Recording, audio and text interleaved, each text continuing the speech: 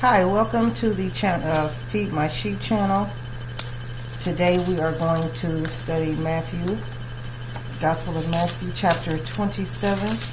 We're getting close to the end, excuse me, of the book of Matthew.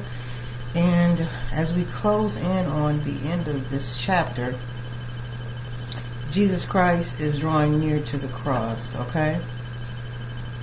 So it may get a little emotional as we go forward. So we're going to go chapter 27, verse 1.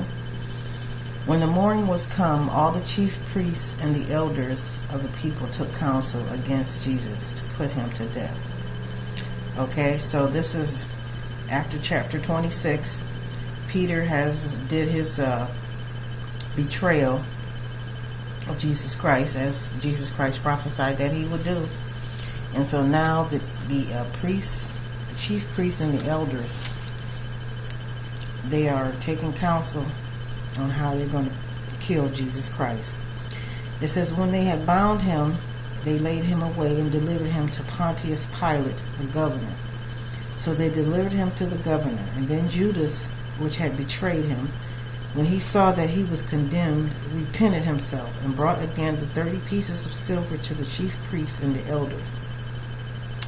And he was saying to himself, now this is what Judas said. He says, I have sinned in that I have betrayed the innocent blood. And they said, what is that to us? See thou to that. You deal with that, they said. You know, they're saying they have nothing to do with it. So he cast down the pieces of silver in the temple and departed, and he went. And this is what Judas, the man who betrayed Jesus Christ, he ended up hanging himself. So that's in chapter 26, verse 5. And Jesus said it would have been better. What did he say back in chapter 26? For the man that betrays the Son of Man, it would have been better for him not to even have been born. So basically that's what he did. He took his own life.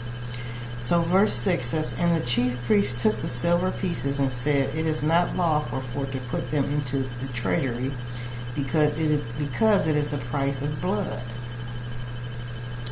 So they took counsel and bought with them the potter's field to bury strangers in. So they went and bought a field with this money that was used to sell the silver that betrayed Jesus Christ. So wherefore that field was called the field of blood, and it exists unto this very day.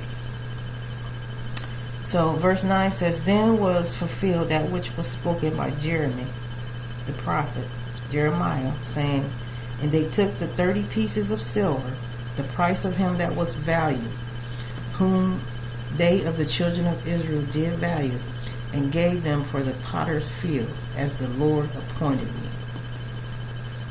And you can read more about that in the book of Zechariah, chapter 11. And key in on verse 13. It'll give you insight into that scripture where it basically this prophecy is being fulfilled right here, where they took the money that was used, that they took the silver, sold for Jesus Christ, and then they bought a field. So let's go on to verse 11. It says, and Jesus stood before the governor, and the governor asked him, art thou the king of Jews? And Jesus said to him, thou sayest. Well, you know it, basically. And when he was accused of the chief priests and elders, he answered nothing. Then said the governor unto him, hearest thou not how many things they witness against you?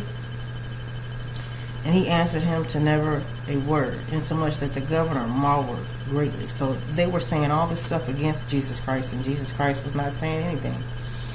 He just let him go ahead on and speak. Say whatever you want to say.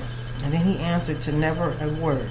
See, and so much that the governor, he got mad. So now at the feast, the governor he didn't want to release unto the people a prisoner whom they would. And they had then a notable prisoner called Barabbas. Therefore, when they were gathered together, Pilate said, now this is Governor Pilate, said unto them, Whom will ye that I release unto you? Barabbas, I don't know how you pronounce his name, Barabbas, or Jesus, which is called Christ?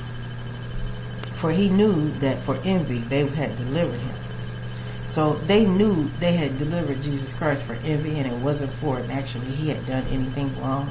So they were given a last opportunity to redeem themselves by the governor, basically. And so he said, when he was set down on the judgment seat, his wife sent unto him, saying, Have thou nothing to do with that just man? Now that they're talking about Jesus Christ, for I have suffered many things this day in a dream because of him. But the chief priests and the elders persuaded the multitude that they should ask Barabbas, and destroy Jesus. The governor answered and said to them, Whether of the two will you that I release unto you? And they said to release the other one, Barabbas. And Governor Pilate said unto them, What shall I do then with Jesus, which is called Christ?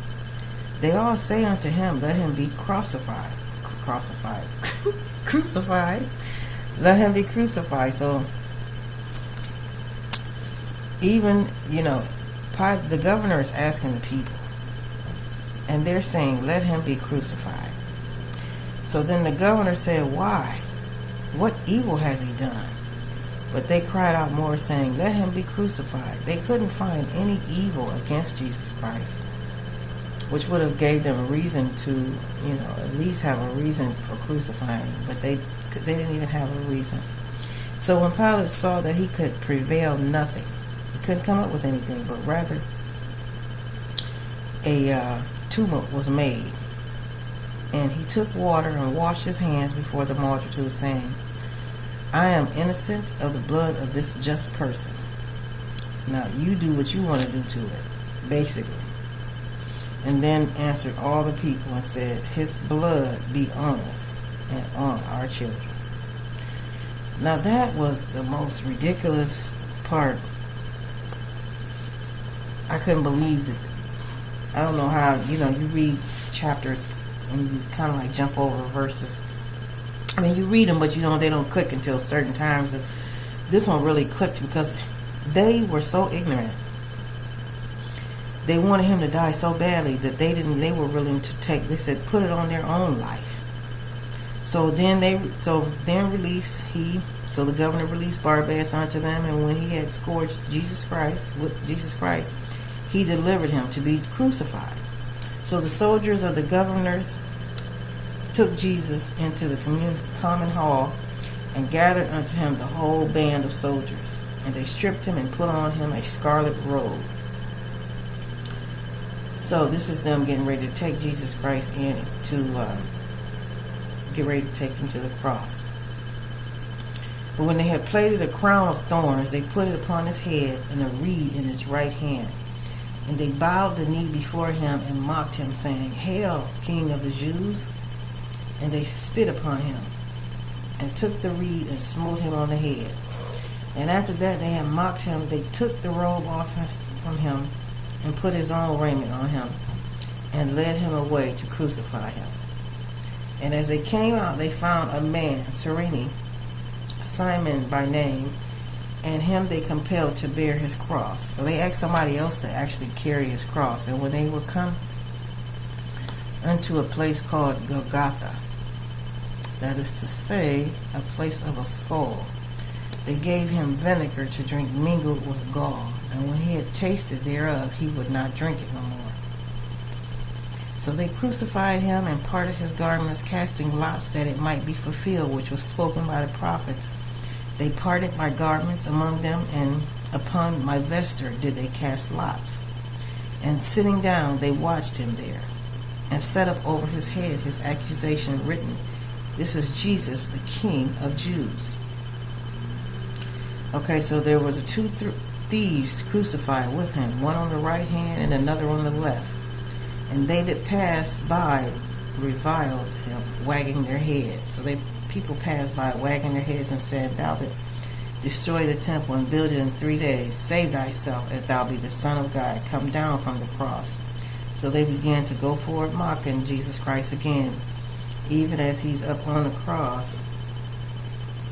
So likewise also the chief priests mocking him with the scribes and the elders said, He saved others, himself he cannot save. If he be the King of Israel, let him now come down from the cross, and we will believe him. He trusted in God. Let him deliver him now, if he will have him.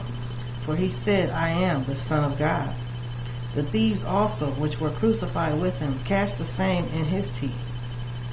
Now from the 6th hour there was darkness over all the land, and it was darkened to the 9th hour. And about the 9th hour Jesus cried with a loud voice, saying, Eli, Eli, lama sabachthani, that is to say, my God, why hast thou forsaken me? So some of them that stood there, when they heard that, this man called for Elias, and straightway one of them running took a sponge and filled it with vinegar and put it on a reed and gave it to him to drink. Gave him more vinegar to drink. And the rest said, let be, let us see whether Elias will come to save him. So they thought he was calling on a new god, Elias, to come and save him. So Jesus, when he had cried again with a loud voice, yielded up the ghost. And behold, the veil of the temple was torn in two, from the top to the bottom, and the earth did quake, and the rocks rent. So the rocks tore, they were broken too, and the graves were open, and many bodies of the saints which slept arose, and came out of the graves after his resurrection, and went into the holy city, and appeared unto many. So even with his crucifixion, there was many that came out of the graves after he arose, after the resurrection, and they went on to heaven and appeared unto many. And now when the centurion and they that were with him, watching Jesus, saw the earthquake and those things that were done, they feared greatly, saying, Truly, this was the Son of God. And many women were there, beholding afar off, which followed Jesus from Galilee, ministering unto him. And among them was Mary Magdalene, and Mary the mother of James and Joseph, and the mother of Zebedee's children.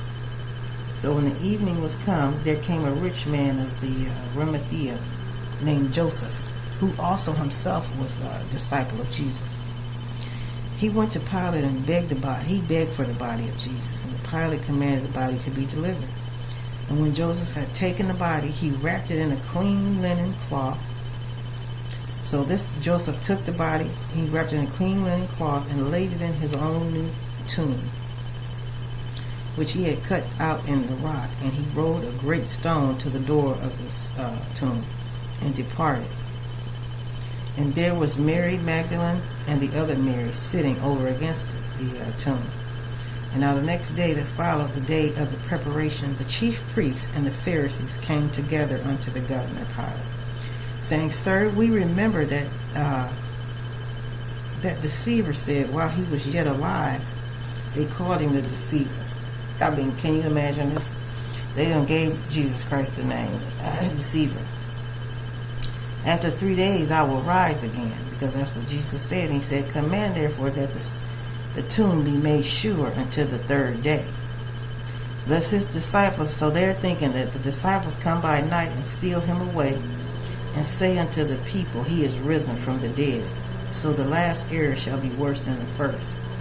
So the people are telling him, the governor, to do this in verse 64, because they think that the people are going to come steal his body, and that's how they're going to say that he rose again. But it's going to be quite different from that. So the governor Pilate said unto them, You have a watch. He says, You have a guard. Go your way. Make it as sure as you can. So they went and they made the tomb sure, sealing the stone and setting a watch. So they went and did it themselves. So going into chapter 28 is going to be even more wonderful, because he rises. The resurrection is here. He's going to rise. from out of the tomb. Whereas these people think that have betrayed him that he's going to have some of the disciples come and actually help him to arise from the tomb, but it's quite different from that.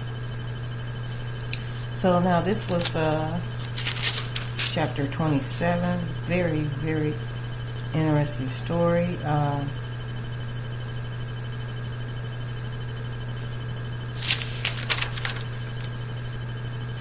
And as we go forward, we are going into the resurrection of Jesus Christ. We'll probably catch that up. We are going to catch that in the next chapter. So this is going to conclude our Bible study for today for chapter 27 of the book of Matthew. I want to thank you for joining me.